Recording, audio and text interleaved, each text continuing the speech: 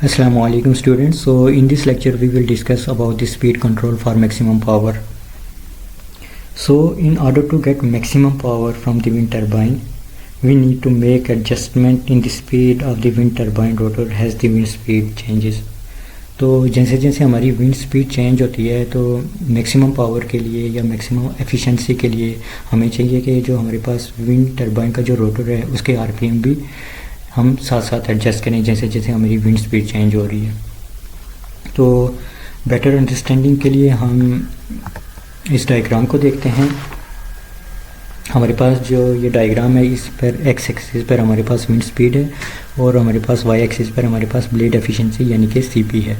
तो जैसे जैसे हमारी आप देख सकते हैं विंड स्पीड चेंज हो रही है तो आपकी सीपी जो ब्लेड एफिशिएंसी है वो भी चेंज हो रही है। सपोज़ करें आपकी विंड स्पीड इंक्रीज़ कर रही है लेकिन जो आपके रोटर के आरपीएम है वो 20 आरपीएम ही रहते हैं। तो आप देख सकते हैं फॉर द फिक्स 20 आरपीएम अगर आपकी विंड स्पीड इंक्रीज़ कर रही है तो आपकी ब्लेड एफिशिएंसी क्या हो रही है, डिक्रीज़ हो रही है।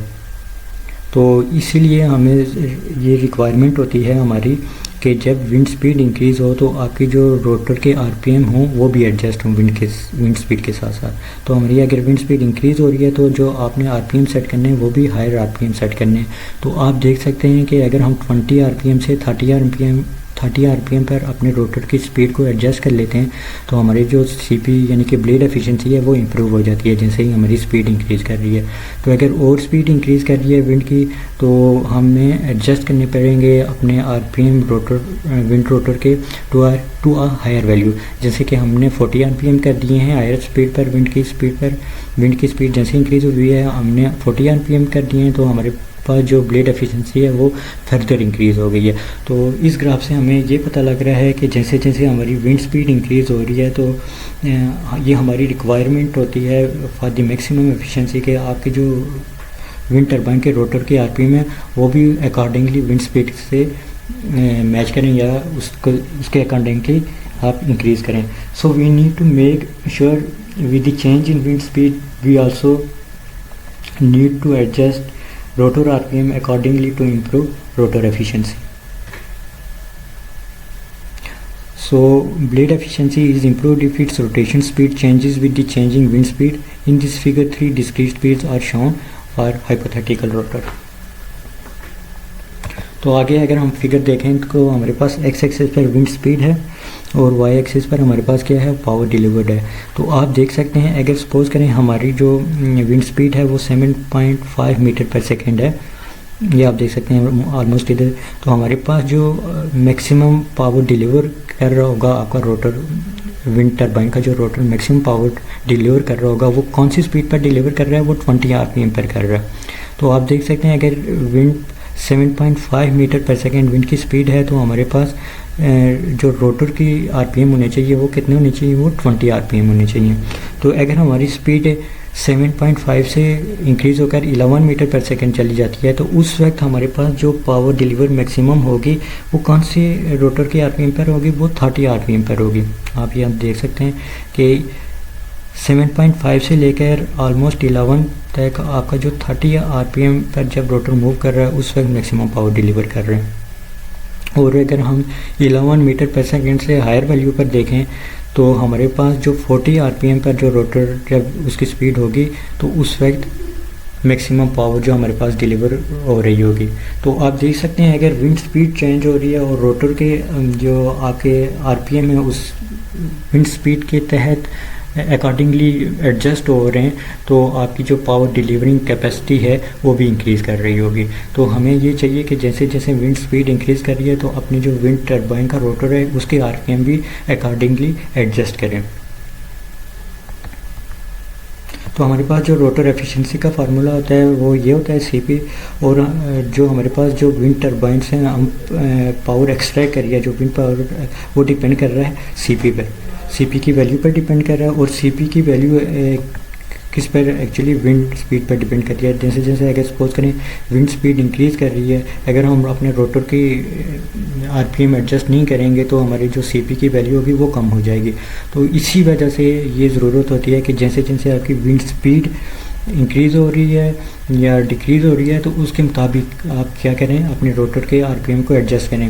विंड स्पीड डिक्रीज़ भी हो सकती है, इंक्रीज़ भी हो सकती है। अगर आप की विंड स्पीड इंक्रीज़ हो रही है तो आपको अपने रोटर के आरपीएम बढ़ाने पड़ेंगे, एडजस्ट करने पड़ेंगे। अगर कम हो रही है तो आपको कम आरपीएम पर आपको क्या होगी, आपकी विंड ज़्यादा मैक्सिमम एफिशिएंसी देगी। जैसे कि हमने इसमें देखा था, अगर हमारे पास 20 आरपीएम है और हमारे पास विंड स्पीड भी हमारे पास कम है, तो जो मैक्सिमम पावर डिलीवर हो रही है 7.5 पर, वो 20 आरपीएम पर हो रही है।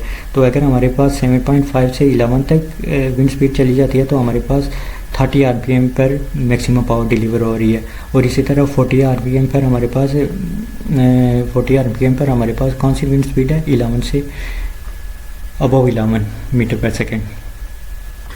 तो हमें सबसे पहले speed control for maximum power के लिए हमें रोटर के जो आरपीएम है उनको एडजस्ट करना पड़ता है। तो रोटर का जो आरपीएम है उनको हम डिफरेंट मेथड से एडजस्ट कर सकते हैं। तो जैसे कि हमारे पास पोल चेंजिंग इंडक्शन जनरेटर है। इंडक्शन जनरेटर जो होते हैं उनकी जो फ्रीक्वेंसी है, उनकी जो स्पीड होती है वो किस पर डिपेंड कर रही होती है, वो डिपेंड कर रही होती है हमारे पास नंबर ऑफ़ पोल्स पर। तो अगर हम इस तरह कर लें कि नंबर ऑफ़ पोल चेंज कर लें तो हमारे पास जो होती है विंड टरबाइन जो है उसकी डिफरेंट ऑपरेटिंग स्पीड्स भी आ जाएंगी। तो जैसे कि हमारे पास एक 60 हर्ट्ज़ फ्रीक्वेंसी है और हमारे पास 4 पोल जनरेटर है, तो उसके जो आरपीएम होंगे वो 1800 आरपीएम होंगे। और अगर इसी तरह अगर आप नंबर ऑफ़ पोल्स क्या कर लेते हैं, 2 कर लेते हैं 60 हर्ट्ज़ जनरेटर के लिए, तो हमारे पास जो आरपीएम आते हैं वो 3600 आरपीएम आते हैं। तो नंबर ऑफ़ पोल्स अगर आप चेंज करेंगे तो आपके पास क्या आ जाएंगे, आरपीएम चेंज होंगे। तो ये आपको इस काबिल बनाता है कि आपकी विंड टरबाइन है वो डिफरेंट ऑपरेटिंग स्पीड पर ऑपरेट करें। जैसे कि हमने ऊपर देखा था 6.19 और 6.20 में कि आप जैसे जैसे आरपीएम चेंज करते हैं तो आपकी क्या होगी, जो विंड जो होगी वो डिफरेंट ऑपरेटिंग स्पीड पर क्या वेरी करेगी। तो ये एक अंडरस्टैंडिंग के लिए सिंक्रोनस जनरेटर हमारे पास है, सपोज करें है तो उसके आरपीएम निकाले हुए हैं, तो उसके हमने अगर स्पीड निकालनी हो सिंक्रोनस स्पीड तो वो किस तरह निकालते हैं, 120 F/P। तो आप जैसे जैसे पोल्स को चेंज करेंगे तो आपके जो आरपीएम है वो भी चेंज होते जाएंगे। ये 50 हर्ट्ज़ के लिए निकाले हुए हैं फ्रीक्वेंसी के लिए, और ये 60 हर्ट्ज़ फ्रीक्वेंसी के लिए निकाले हुए हैं। टू स्पीड या पोल चेंजिंग जनरेटर्स। तो अगर हमने रोटर के जिस तरह मैंने आपको ऊपर बताया कि हम पोल चेंज करके जनरेटर के भी हम आरपीएम को एडजस्ट कर सकते हैं। तो कभी कभी ये भी होता है कि आपने 2 जनरेटर अटैच किए होते हैं। एक जनरेटर जो स्मॉल जनरेटर होता है वो लो विंड स्पीड के लिए ऑपरेट करता है, और इसी तरह जो लार्ज जनरेटर होता है वो क्या होता है, वो अगर हायर विंड स्पीड है तो उस वक्त ऑपरेट करता है। और जो पोल चेंजिंग जो हमारे पास जनरेटर्स होते हैं तो वो एक्चुअली क्या कहते हैं कि जो हमारे पास न्यूअर मशीन्स हैं उनमें ये कैपेबिलिटी होती है कि वो पोल चेंजिंग जनरेटर पर वर्क करें। तो जैसे जैसे पोल चेंज होंगे आप देख सकते हैं कि हमारे पास अगर पोल चेंज हो रहे हैं तो हमारे पास आरपीएम भी चेंज हो रहे थे। अगर डिफरेंट आरपीएम हमारे पास आ रहे हैं तो उसके मुताबिक हमारे जो विंड टरबाइन का रोटर की जो ऑपरेटिंग स्पीड है वो भी चेंज होंगी। सम इलेक्ट्रिकल जनरेटर और custom built has 2 in 1।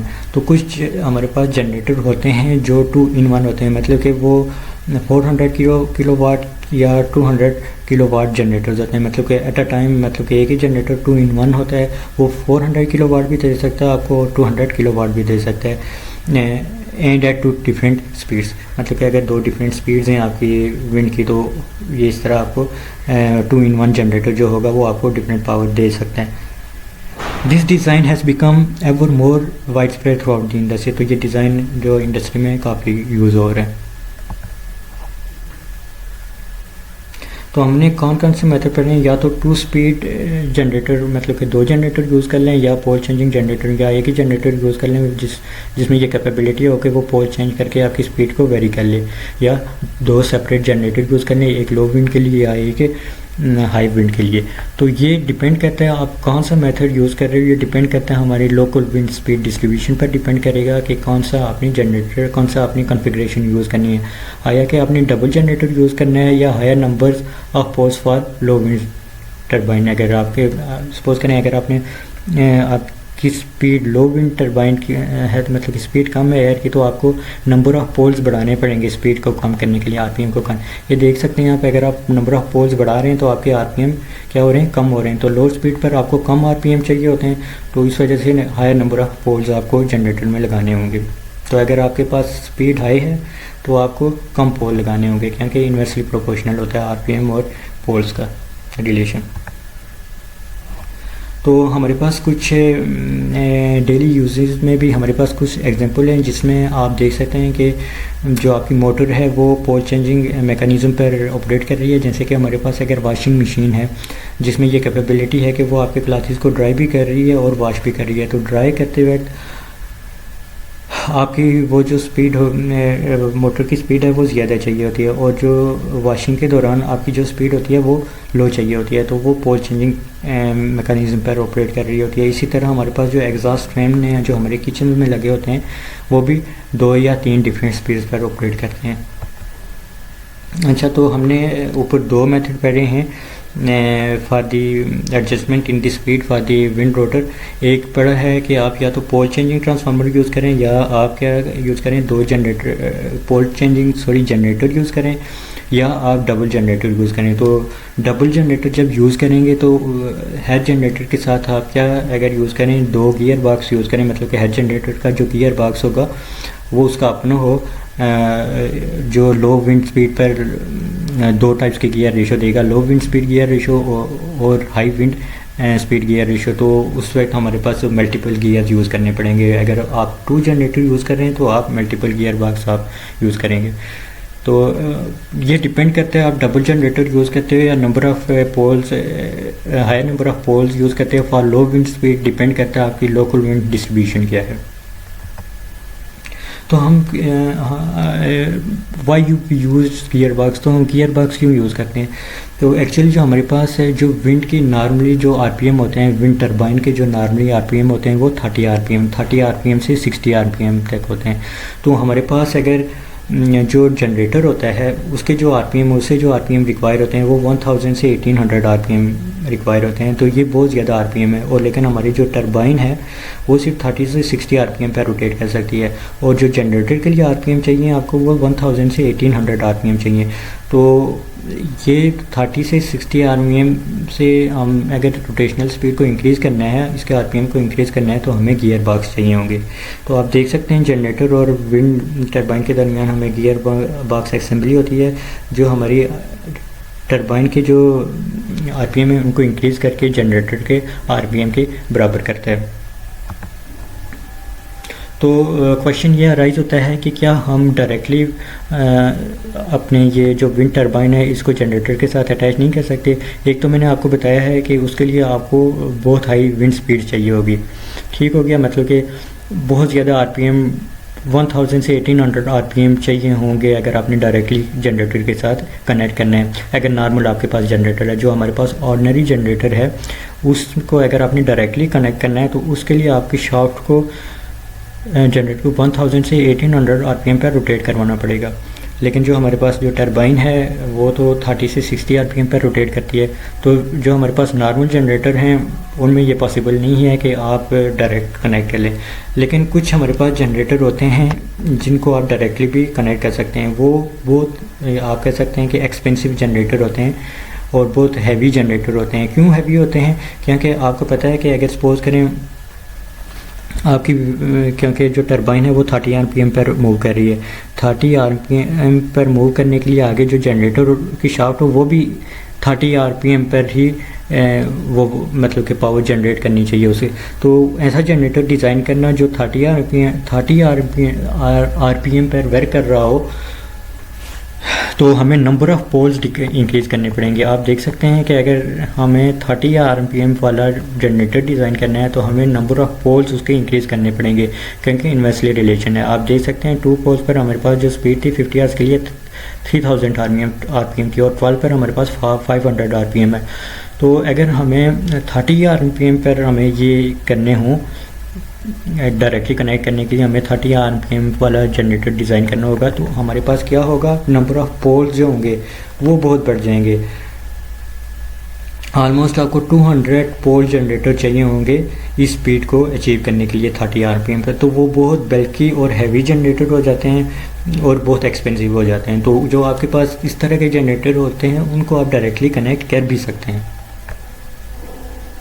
So some multi megawatt wind turbines have dispense with the gear box. उनमें गियर बॉक्स नहीं होते, उनको हम डायरेक्टली कनेक्ट कर लेते हैं और ये जो जनरेटर होते हैं एक्सपेंसिव होते हैं। ओके तो इसके बाद हमारे पास वेरिएबल स्लिप इंडक्शन जनरेटर होते हैं। आपको पता है जो हमारे पास इंडक्शन जनरेटर होता है उसकी जो स्लिप होती है वो 1% होती है। स्लिप एक्चुअली क्या होती है, हमारी स्लिप एक्चुअली होती है आपके जो सिंक्रोनस स्पीड है माइनस आपकी जो रोटर की स्पीड है, उसका जो डिफरेंस होता है वो क्या होता है, सिंक्रोनस स्पीड होती है। तो हमारे पास जो नॉर्मली इंडक्शन जनरेटर की होती है वो 1% होती है। लेकिन आपकी जो ये स्लिप है ये डिपेंड कर रही होती है DC resistance in the rotor conductors.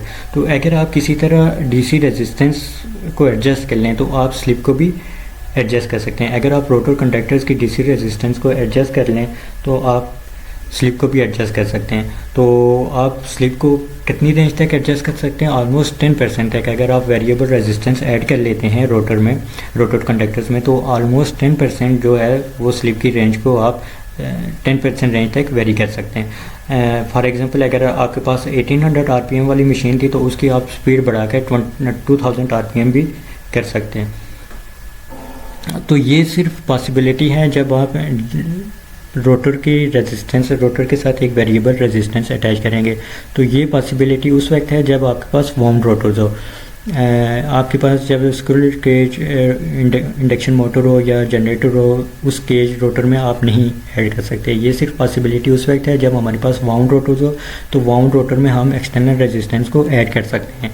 तो जब हम एक्सटर्नल रेजिस्टेंस को ऐड करेंगे तो हमें स्लिप रिंग्स और ब्रशेस की ज़रूरत भी पड़ेगी, क्योंकि हमें एक्सटर्नल इलेक्ट्रिकल कनेक्शन करना पड़ेगा। तो इसलिए हमें ज़्यादा मेंटेनेंस की ज़रूरत भी होती है। तो we will need more maintenance in case we add variable resistance to the rotor in induction generator. तो अब हमारे पास है इनडायरेक्ट ग्रिड कनेक्शन सिस्टम। तो ऊपर हमें स्पीड एडजस्टमेंट की क्यों ज़रूरत थी, क्योंकि हमने ग्रिड के साथ विंड सिस्टम को हमारा वो जो था वो ग्रिड के साथ अटैच था। तो ग्रिड के साथ अटैच होने के लिए हमें जो फ्रीक्वेंसी चाहिए थी वो फिक्स 50 हर्ट्ज़ फ्रीक्वेंसी चाहिए थी। तो इस वजह से हमें जो स्पीड एडजस्टमेंट की ज़रूरत थी।